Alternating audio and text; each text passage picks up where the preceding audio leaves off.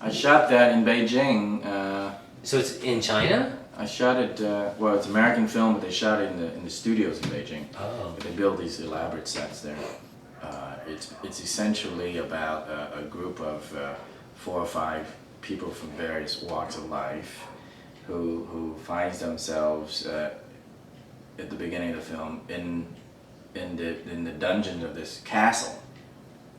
They wake up and they have no idea why they're there, and they slowly discover each other, and of course there's suspicions at first, and then they're trying to figure out where they are, why they're here, and there's various traps and things that sets up that threatens their lives, that forces them to actually unite in order to figure a way to get out of this castle, you know,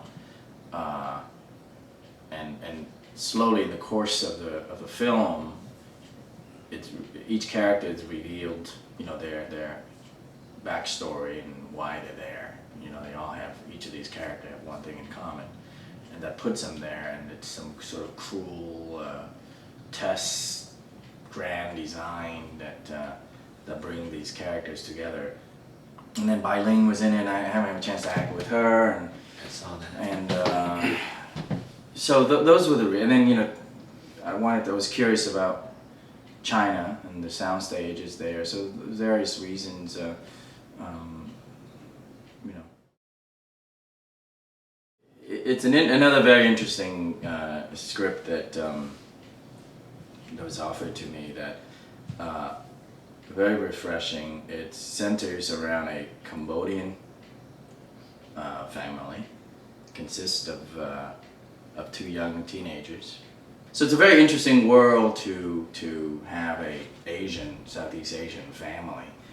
Apparently there's quite a few Asian immigrants in South America. So the film sort of centers around this family, and then of course in the neighborhood there's other families there, but obviously there's this dysfunction element within these 2 families in terms of how they relate to it. I think that's why it's called Popular Dysfunction, the play on word with the title. But Commander Chit is basically is a character that's almost like a Cambodian, you know, Colonel Kilgore, and but of course underneath it, you know, he has some pretty interesting layers, and there's a whole history of how he escaped and brought 2 kids, you know, whose parents died during the escape, and brought them to South America and raised them and things like that.